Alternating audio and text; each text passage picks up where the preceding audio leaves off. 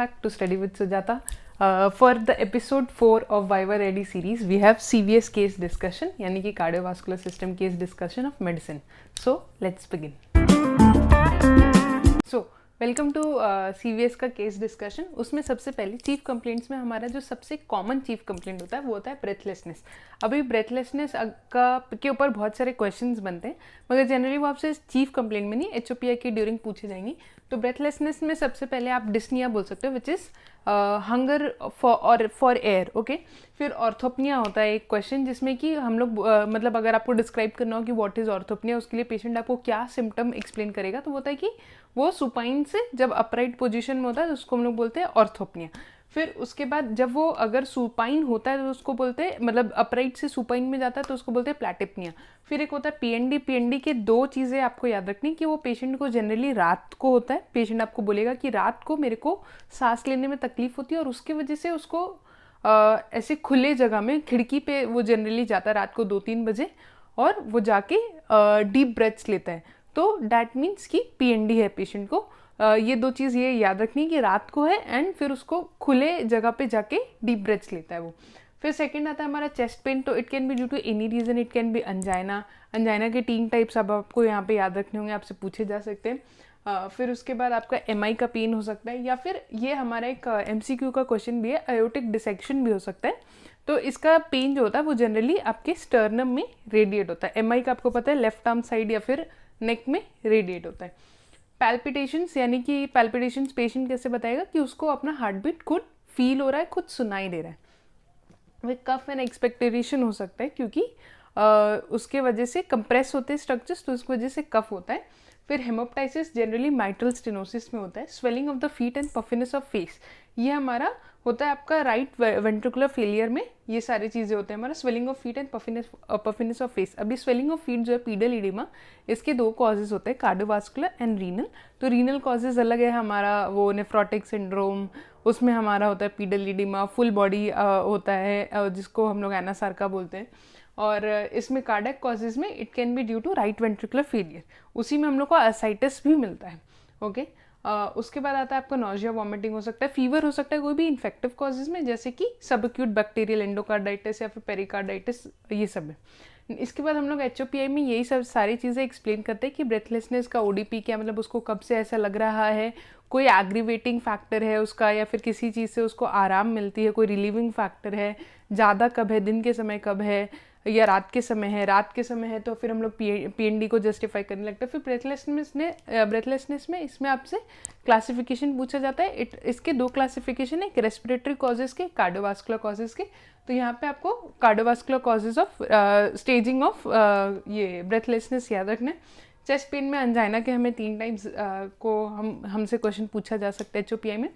तो वही सब हम लोग एक्सप्लेन करेंगे हमारे HOPI में. उसके बाद आएंगे हम लोग हमारे जनरल एग्जामिनेशन में. तो जो चीज़ें हमारे लिए इंपॉर्टेंट होती है जनरल एग्जामिनेशन में, जो पल्स, BP, ये सब, वो सब यहाँ पे बहुत इंपॉर्टेंट है. पल्स के बारे में आप बताओगे कि रेगुलर है, इरेगुलर है, कि क्या आप हाई वॉल्यूम फील कर रहे हो, लो वॉल्यूम. इससे क्या है आपको मतलब आपको जो भी रिगर्गिटेशन, स्टाइनोसिस, ये सब का थोड़ा आइडिया मिलता है. अगर रेगुलर है तो हम लोग एट्रियल फिब्रिलेशन बोलते हैं. इसलिए पल्स का यहाँ पे एक सिग्निफिकेंस आ जाता है. BP में आप बताओगे क्योंकि हाइपरटेंशन में जनरली इट कॉजेज वो आपको एंजाइना और वो सब MI फील होता है इसीलिए.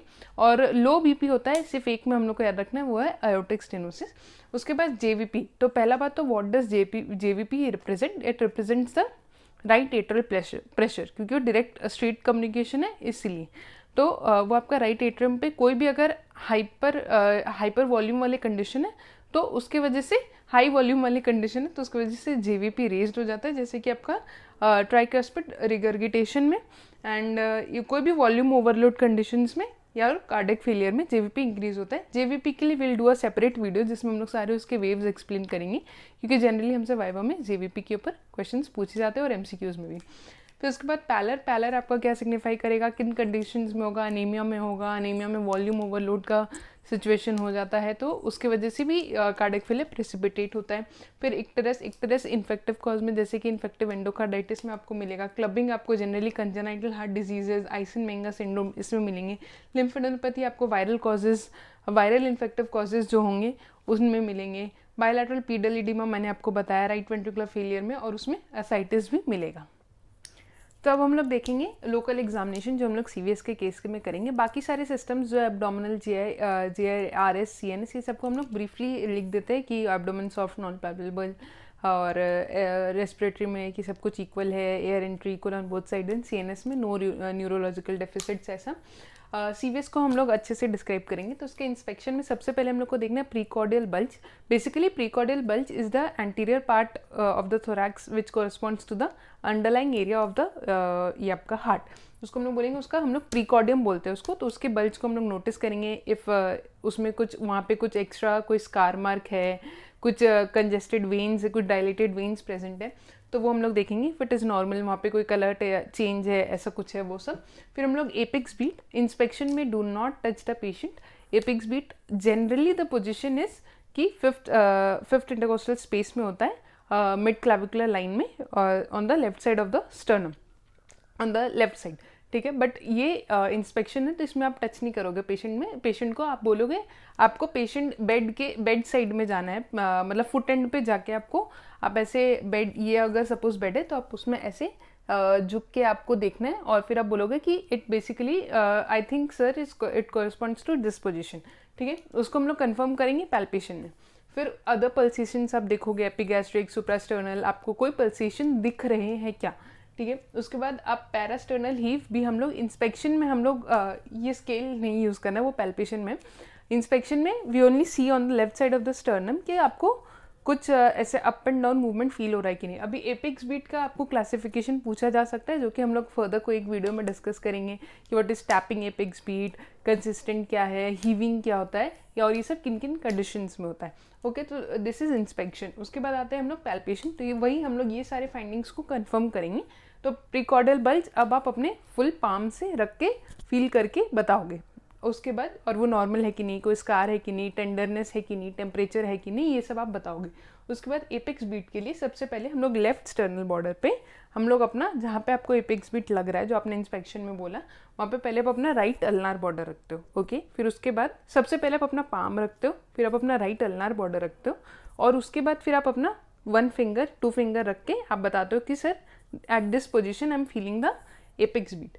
उसके बाद अदर पल्सेशंस भी आप फील करके देखते हो, एपिगैस्ट्रिक यानी कि आपको एब्डोमिनल एओर्टा, ये सुप्रास्टर्नल, कैरोटिड, ये सब आपको फील हो रहा है कि नहीं।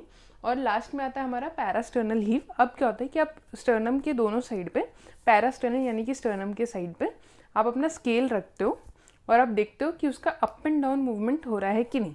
ये जनरली करने नहीं बोला जाता, लेकिन अगर करने बोला गया तो ऐसा ना हो कि आपको पता ना हो कि इसके लिए हम लोग को स्केल या फिर एक पेन हम लोग यूज़ करके स्टर्नम के साइड में रख के देखते कि उसका अप एंड डाउन मूवमेंट हो रहा है कि नहीं। और लास्ट में आता है thrill. Thrill is what? Thrill is a palpable murmur. तो अगर आपको कहीं पे भी आपको पूरे प्रीकॉर्डियम पे फील करना है, पैल्पेट करना है, और आपको कहीं पे भी अगर फील हो रहा है, यानी मर्मर फील हो रहा है, यानी कि वो थ्रिल है, एंड इसका मतलब कि it is definitely a cardiovascular cause of murmur. Okay, क्योंकि मर्मर कभी कभी कोई और कॉजेज से भी होता है।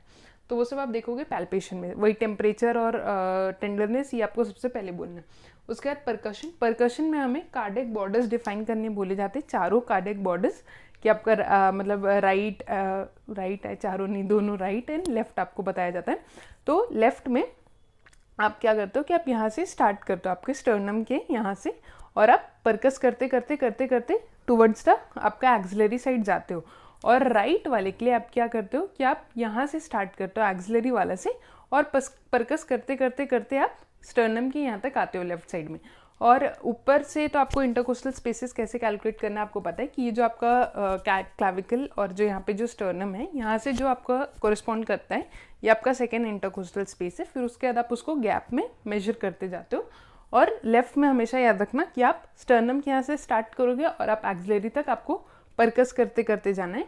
और राइट बॉर्डर के लिए आपको एक्सिलरी राइट साइड से स्टार्ट करना और आपको स्टर्नम तक आके बताना है कि सर कि सिंस ये स्टर्नम के पीछे आ रहा है आपका राइट बॉर्डर, तो जनरली वो तो परकसेबल नहीं है, और वो आएगा भी तो वो डल होगा, वो रेजोनेंट नहीं होगा। तो यहाँ तक आप रेजोनेंट करते हैं ना, और फिर यहाँ से आप बोलना सर यहाँ पे डल है, डल, फिर रेजोनेंट डल, और ऐसे ऊपर से नीचे भी आप जाओगे, ठीक है। ऊपर रेजोनेंट क्योंकि लंग्स है, और नीचे वो रेजोनेंट है तो कंडक्ट कर रहा है, और उसके बाद नीचे का आप उसका कैसे बॉर्डर बताओगे, क्योंकि अब लीवर आ गया तो वहाँ पे रेजोनेंट नहीं है।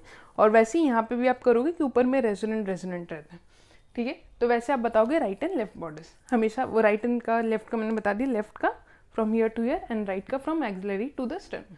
उसके बाद आपको ये चारों जो मेन एरियाज है जहाँ पे आपको ऑस्कल्टेट करना है मेनली, मगर आप परकस भी करते हो, in the second left area pulmonary, second in the left fourth area tricuspid, and then left fifth में माइटर, और आपका राइट में सेकेंड साइड में आता है एओर्टिक एरिया। यहाँ पे आपको जनरली ऑस्कल्टेट भी करके देना है। अभी ऑस्कल्टेशन में हमारा जो S1 है वो जनरली हम लोग को माइटरल एंड ट्राइकस्पिड एरियाज में अच्छे से सुनाई देता है, एंड S2 हम लोग को पल्मोनरी एंड आयोटिक एरिया में। ये आपसे क्वेश्चन पूछा जा सकता है वाइवा में, और आपसे पूछा जाएगा कि आपको कैसे पता कि S1 है, तो आपको साथ ही साथ साइमल्टेनियसली पेशेंट का कैरोटिड पल्स फील करना है जब आप ऑस्कल्टेट कर रहे हो। तो जो आपके कैरोटिड पल्स के साथ कोरिस्पॉन्ड करेगा जो sound, that is S1। Okay, ये बहुत बार वाइवा में पूछा जाता है कि जो कैरोटिड S1 कैसे बताओगे, तो वो कैरोटिड के साथ कोरिस्पॉन्ड करेगा। और ये ऐसी एक्स्ट्रा है, soft S1 is seen in mitral regurgitation, loud S1 is seen in mitral stenosis. वैसे ही S2 होगा तो आप वो pulmonary and aortic stenosis and regurgitation बना। Soft is always in regurgitation and loud है स्टेनोसिस में, क्योंकि जो वॉल्व्स है वो स्टीनोज्ड है तो उसको पुश करने के लिए ज़्यादा प्रेशर लगता है, इसलिए लाउड। और रिगर्गिटेशन में क्या होता है कि वॉल्व्स उतने कॉम्पिटेंट नहीं है, दे आर पार्शियली ओपन, तो वो आराम से पास हो जाता है, इसलिए सॉफ्ट। एंड हेपेटोजुगुलर रिफ्लेक्स आपसे कभी भी वाइवा में पूछा जा सकता है। तो क्या होता है जनरली जब आप लिवर को प्रेस करते हो तो आपका JVP एक बार इंक्रीज होता है और फिर वो डिक्रीज होता है, लेकिन if it is persistently elevated तो उसको हम लोग बोलते हैं हेपेटोजुगुलर रिफ्लेक्स। आप लिवर कम प्रेस किए और जो आपका JVP that is persistently elevated, it is seen in आपका कार्डियक फेलियर। और राइट वेंट्रिकुलर फेलियर में क्या क्या होता है, लेफ्ट वेंट्रिकुलर फेलियर में क्या क्या होता है, ये हमारा क्वेश्चन होता है। Generally most common is left ventricular failure, मगर राइट जब होता है तो उसमें होता है हमारा hepatomegaly, splenomegaly, pedal oedema. So this was all about cardiovascular case discussion. Congratulations to you if you have made till the end of this video. I hope ये वीडियो आपको वाइवा के लिए काम आए, आपके CVS केस डिस्कशन में medicine के लिए। Please don't forget to like the video, share it with your colleagues, with your classmates, जो कि उनको भी हेल्प करे उनके वाइवा के पहले 10 मिनट में फटाफट CVS केस डिस्कशन प्रिपेयर करने में। And do not forget to subscribe to our channel. Thank you so much for all the love. See you in next video. Till then, bye bye.